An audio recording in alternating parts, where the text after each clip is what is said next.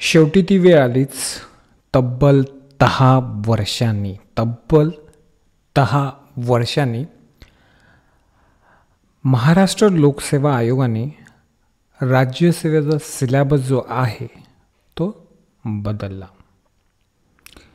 याच्या आधीचा जो बदल आहे तो 2012 साली मुख्य परीक्षेला डायरेक्ट, आता पोरं म्हणजे आता जी पोरं ओरडत आहेत ना की MPSCनं अचानक बदल केला, आम्हाला वेळ द्यायला पाहिजे होता, 2025पासून लागू करायला पाहिजे होता. मित्रांनो, एक गोष्ट सांगतो, लक्षात घ्या.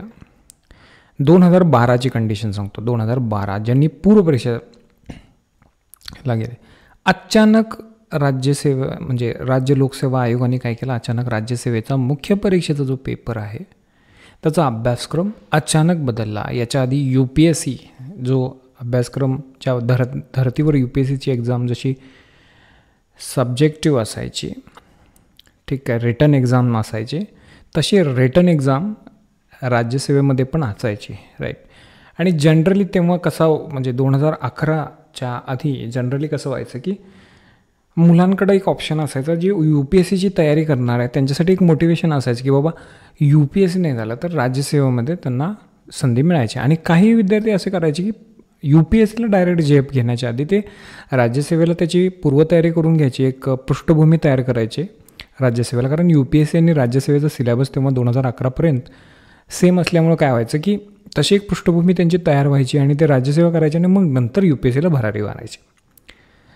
तर आता या सगळ्या गोष्टीचं काही तज्ज्ञ लोकांनी काही डोकं लढवलेलं होतं की आम्ही जे एफर्ट्स करतो आहे ही राज्यसेवेमध्ये किंवा ह्या स्टेट सर्व्हिसेसच्या एक्झाम्स कंडक्ट करण्यामध्ये हे एवढं एफर्ट घालतो आहे, ह्यांना ट्रेनिंग देतो आहे, हे सगळं करतो आहे आणि हे लोक UPSC पास करतात आणि पुढे निघून जातात.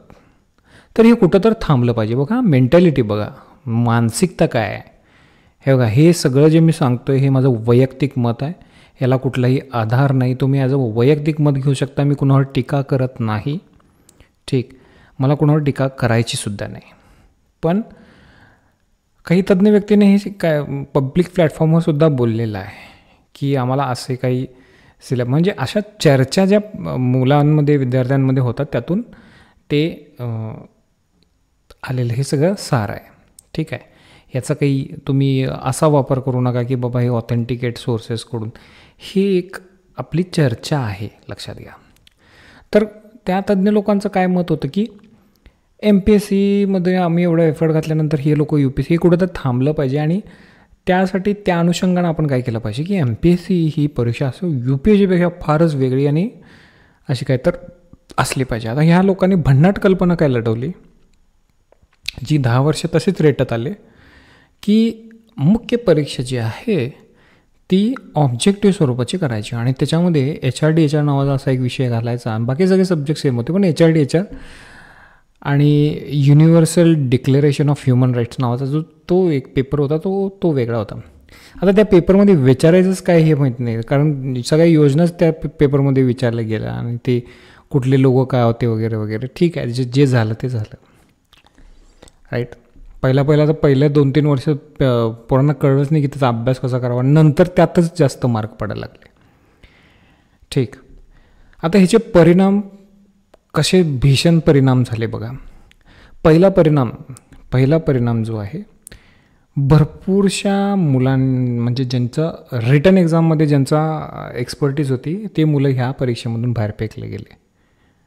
म्हणजे त्यांना जो UPSCमध्ये जेव्हा फेल्युअर आलं किंवा UPSCमध्ये काही 19-20 झाले आणि 19मध्ये राहिले जे UPSCच्या इंटरव्ह्यूपर्यंत गेले आणि वगैरे, त्यांना MPSCचा हा रट्टामारू पॅटर्न ज्यांच्या पचनी पडला नाही ते सरळ ह्या राज्यसेवेच्या परीक्षेमधून बाहेर गेले, फेकले गेले.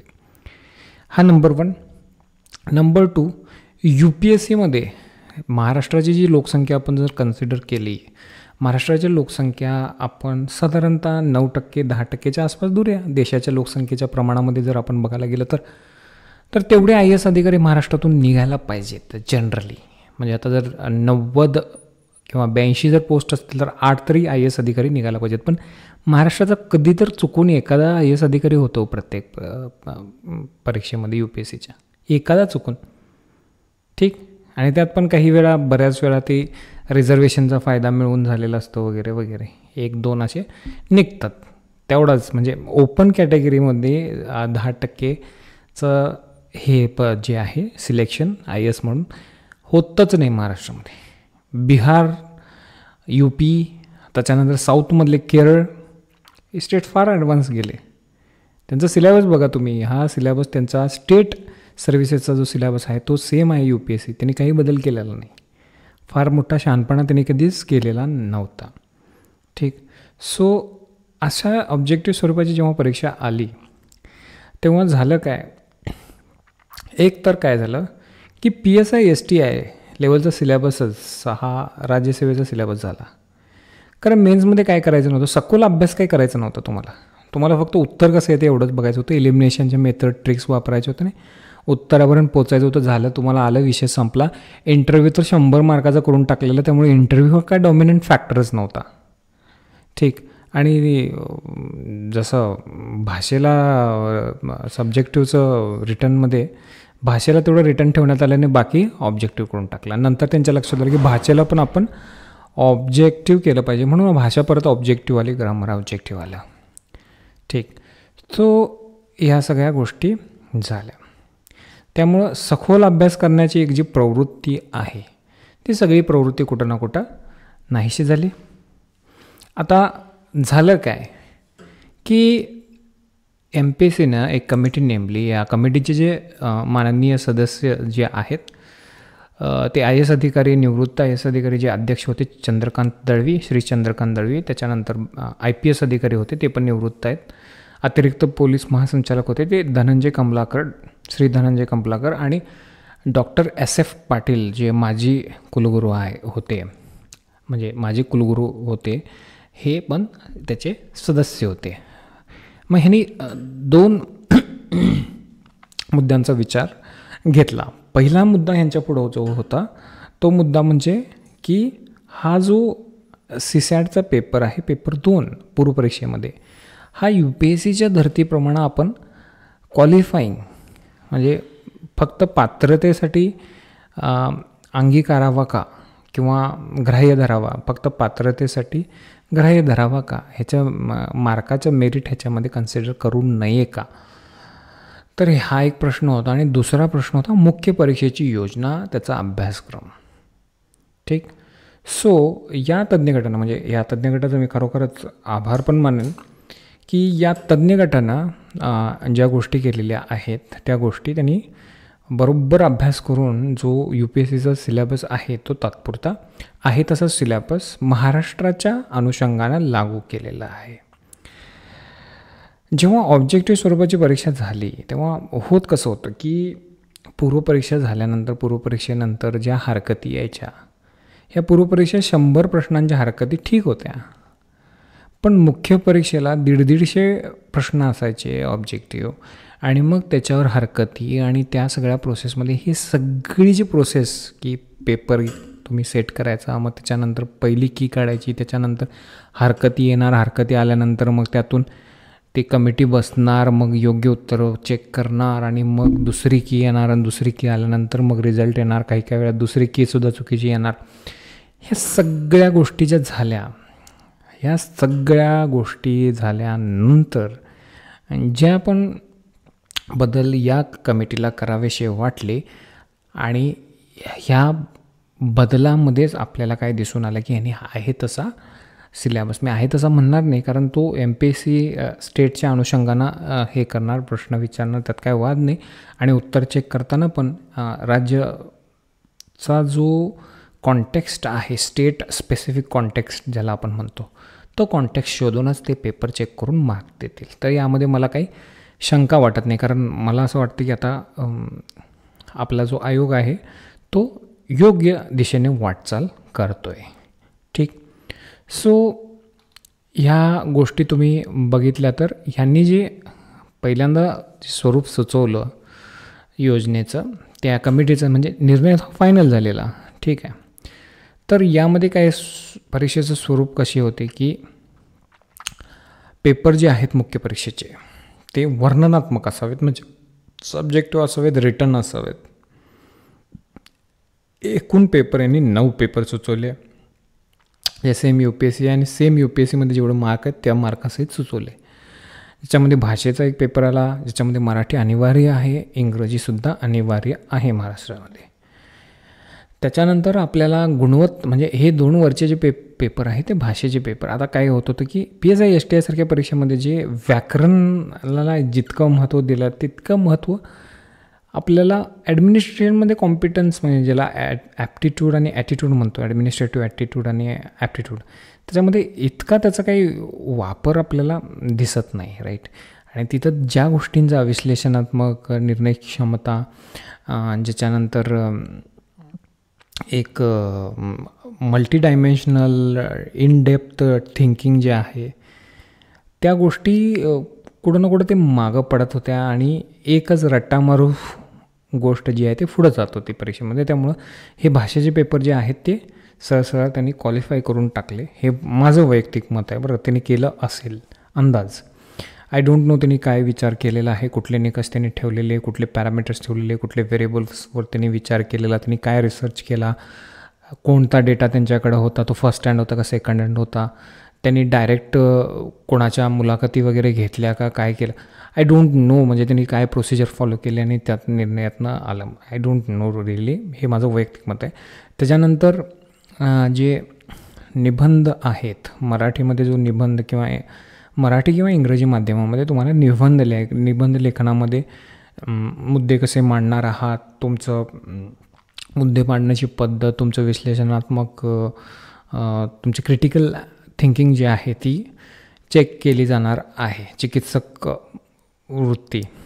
सो त्याच्यासाठी निबंध आहे, 250 गुण ठेवलेले आहेत. असं सामान्य अध्ययन 1, 2, 3, 4 हे 4 पेपर आहेत. आणि त्याच्यानंतर ऑप्शनलचा जो मागं पडलेला विषय होता, ज्याच्यामध्ये सोशल सायन्सेस असू देत किंवा सायन्सेस असू देत, इतर गोष्टी ज्या ह्या सगळ्या गोष्टी इतक्या मागं पडलेल्या की त्याच्यावर काही विचार केला जात नव्हता. आणि त्या म्हणजे आपण काय म्हणतो, एखाद्या गोष्टीमध्ये तुम्ही स्पेशलाइज्ड असणं ही वाईटच गोष्ट आहे असं कन्सिडर करून फॉर्मॅट चेंज केला होता का काय, असं वाटतं आहे.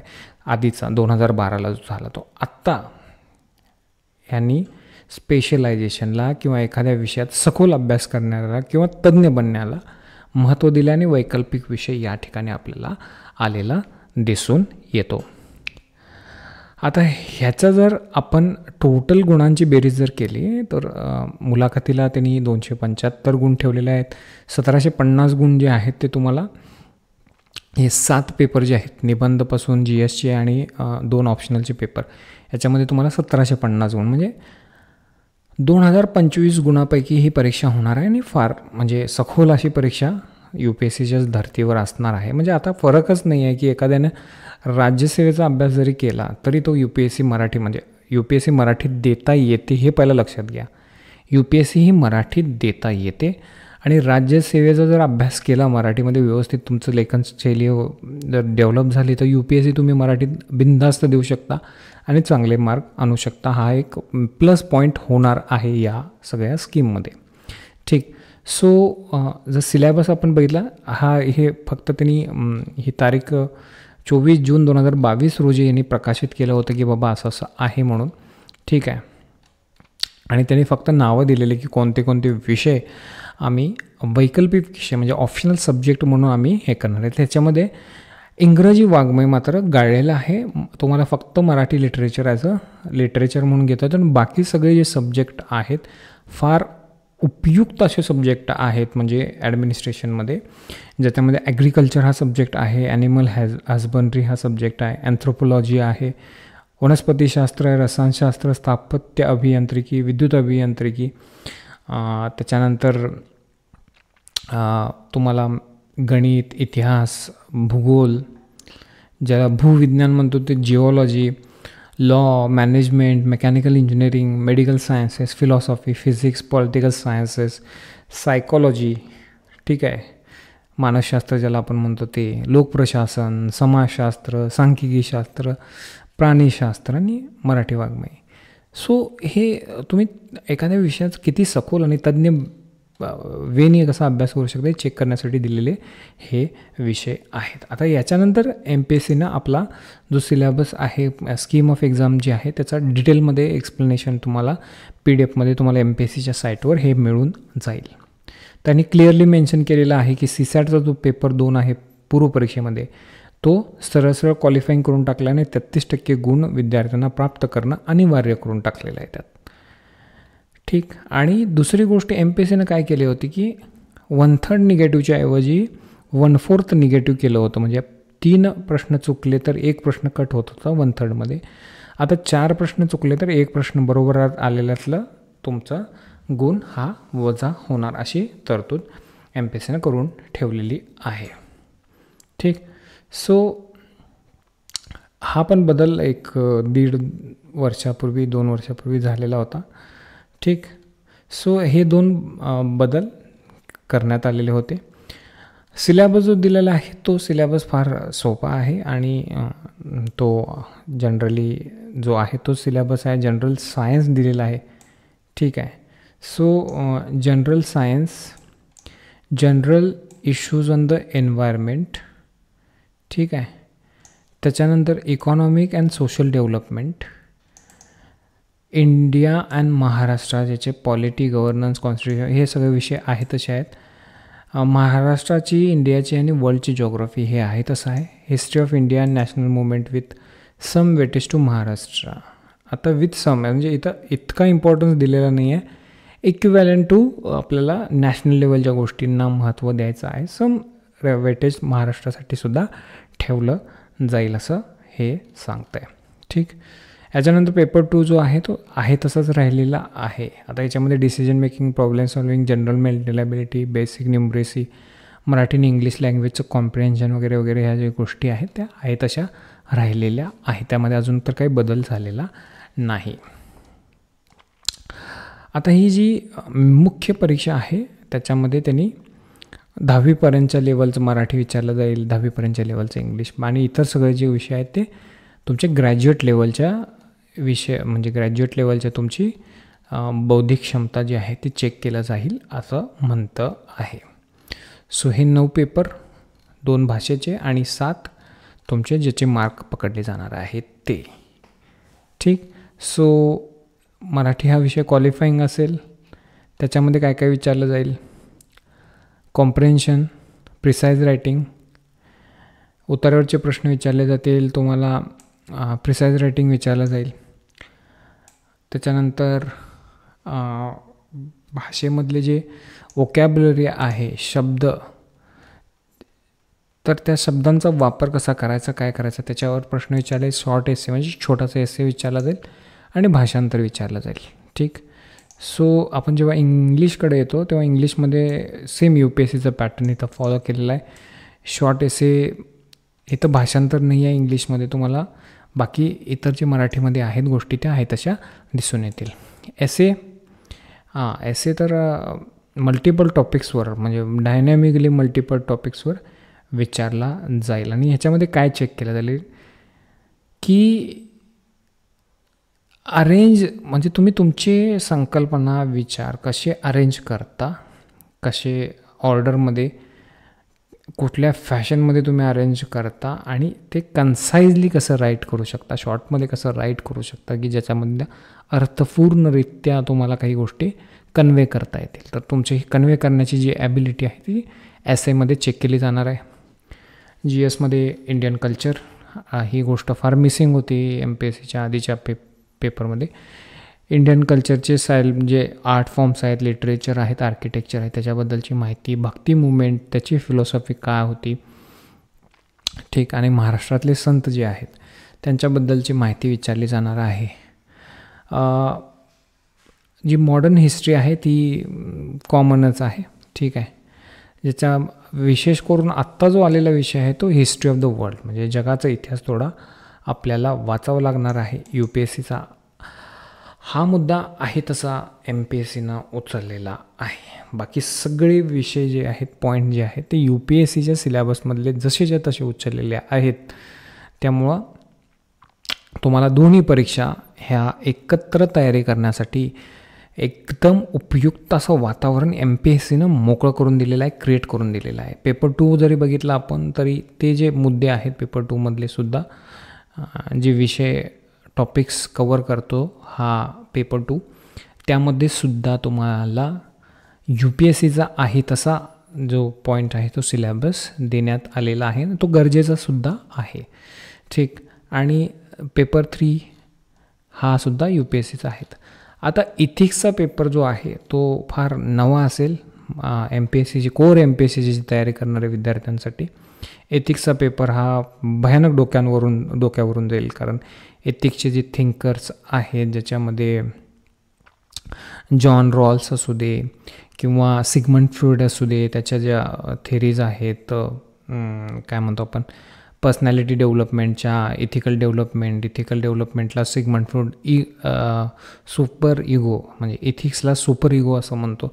तर ते काय कन्सेप्ट, आता ह्या सगळ्या गोष्टी कन्सेप्च्युअल आणि वर्ल्ड वाईड जे मान्यताप्राप्त जो असा हा आहे तो विषय या ठिकाणी घातलेला. आणि सिव्हिल सर्व्हिसेसमध्ये याची गरज आहे, भ्रष्टाचारमुक्त आणि इंटिग्रेटेड अशा पद्धतीचं एक आपल्याला प्रशासन पाहिजेलं आहे, जे प्रशासन सत्यनिष्ठ, कर्तव्यनिष्ठ आणि काय म्हणतो ते इफिशियंट, इकॉनॉमिक असलं पाहिजे, इथिकल बिहेवियर असलं पाहिजे, त्यांच्यामध्ये लोकांबद्दलची संवेदनशीलता, ज्याला सिम्पती, एम्पथी आपण म्हणतो, ह्या गोष्टी आल्याच पाहिजेत. त्या दृष्टिकोनातून हे आहे. आणि याच्यावर केस स्टडीसुद्धा विचारली जाणार आहे. म्हणजे इन शॉर्ट सांगायचं तर UPSCचा जो सिलेबस आहे तो आहे तसा आपल्याला देण्यात आलेला आहे. पण UPSCमध्ये जसे भाषेला म्हणजे ऑप्शनल सब्जेक्टमध्ये जे सिलेक्ट करतो UPSCचे तेच सब्जेक्ट आहेत. फक्त याच्यामध्ये तुम्हाला भाषा जर लिटरेचर घ्यायचं असेल तर मराठी लिटरेचर, बघा इथं मराठी लिटरेचर सोडून कुठला दुसरा